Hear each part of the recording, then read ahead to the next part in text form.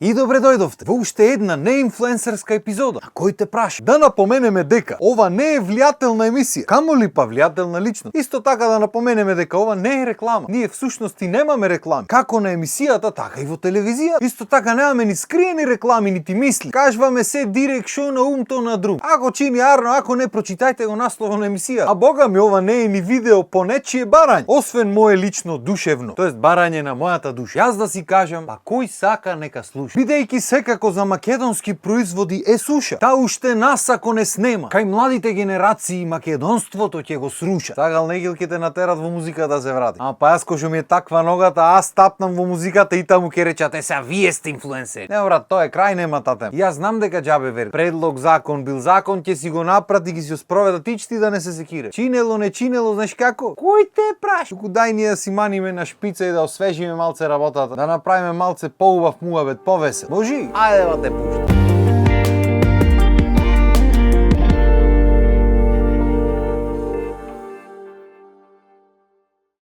Кај сте бе луѓе, шо прави дарниви сте? Се фативме одма за таму забока и шо не боли, да си направивме муавет ко луѓе подома шо прат ваши дарни се. Ние фала Богу подома за мерак. Да си кажам, пошто секако кој ме сретна, кој ме виде, кој пиша првиот муавет е Адам Шопре. Адам ќе за мерак. Машала си расти, дупло е порастен од ко правивме муавет предходно. Си пееме, си играме, си се смееме подома. Се си правиме, се шо има врска месец и пол шо е. Ха-ха, пати. Напредни се децата денес. Уже малце ќе почни да ни трча низ дома и муавет да ни прави. Е тек после стигни го да те видам. И то ми е најако со родителите, брат. Никој не ти кажува унапред што да очекуваш, како да очекуваш, сите ти велат ќе видиш. Добро ќе видам, ама дај кажи нешто. Јес да секој дете е различно, ама сепак кажи искуство, па ќе видиме, може такво ќе види моето, може нема биди такво. Не брат, сите си изгорени ти велат ќе видиш. И после кога ќе видиш и кога ќе кажеш ќе речат не чекај, сега тек допрва ќе види. И па никој ништо не ти кажува. И затоа си викам јас може да е убаво вака од време на време правам по некоја епизода за родителствувањето, да споделам барем нешто од искуствата, што никој не ти кажува и за кој никој не те спрема, пошто не за друго би ги направил сите заедно, ама се заборава. И децата како растат од ден за ден, од недела за недела му се менват и навики и чуда и се му се менва. И ако ни кажам сега, потаму веќе ич нема релевантно, биди ќе го имам забораено веќе. Прво нешто што никој не ти го кажува е колку многу пелени ќе ти требат во век. Еј, се ги речиш абе не мора на секое преслеквање, остај ти не мора. На крајот на денот ајде не е ни преслеквањето, ајде ќе преслечиш другиот пат, не е проблем. Проблемот е што то не знае бе брат. Значи ти го преслекваш, го менваш, ја клаваш другата пелена и уште не клаена, ти ја валка. Ајде ќе ја тргнеш и неа, пак ќе избришиш се, ќе средиш, ќе клаиш третата, пак ти ја валка. И си фрлил 3 пелени за ништо. И другиот пат ќе речиш добро, ај ќе го почекам. Уживај те, чекај си ти ако немаш проблем. То не знај кога ќе му дојди така што ти не можеш да знаеш секако. Битно една работа имам да речам, пошто го правевме муавет за тие подлоги за преслеквање и така натаму, многу луѓе различно свате. Јас тоа зборав за оние што се како гнездо, што се како места за преслеквање. Пример го земаш такво од сунгер, го клаваш на некој шкаф некаде и таму го преслекваш. Тие не ми беа некако без веза ми беа, макар што сваќам, знаеш, боли кичмата, немам да речам. Арно, ама за оние подлогите што се клават за да не пропушта ако нешто од оздола кој ќе го преслекваш. Е за тие Господ здравеа му дај на тој што ги има измислено. А лалда да не беа тие?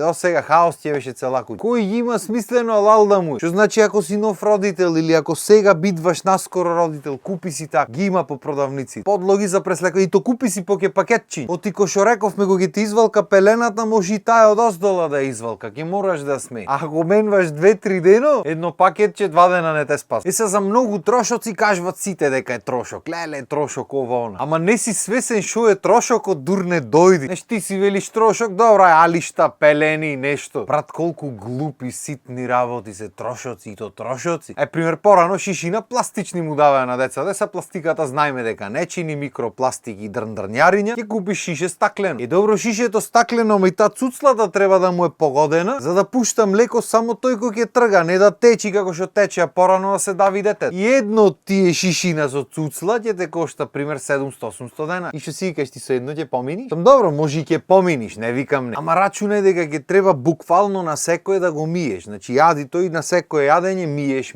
јади, пиеш јади. Ако ти повара уште еднаш на пример, одма после претходното. Ако му даваш пример и мајчино и праено млеко, не смеш да ги мешаш. Или на пример си му дала млеко, дур го заспиеш дурова, дурона, па дур расфатиш низдом, вам се разбудил пак плачи за јадење, шишето не измиено. И тоа е уште едно нешто што никој не ти го каже. Кога ќе почни бебе да плаче, тоа е брат паника. Буквално ти се изреметват сите сетила во момент. Знаеш кога ќе е малце поголемо, кога ќе знае да кажи што му е, кога ќе плачи за ништо, ќе речиш остај го нека плаче. Ај остај го новороденче плаче. Ни еден аларм не му е рамен. Баш кај така сме створени ние. Така сме направени кога ќе заплачи бебе, буквално ти се блокира мозокот се друго и гледаш вниманието него да му го дај. Зато и му се такви дречливи гласоите. И зато кој речат ај па ти нека спие, кога ќе стани, кога ќе заплачи, ќе опреслечиш и ќе му даиш.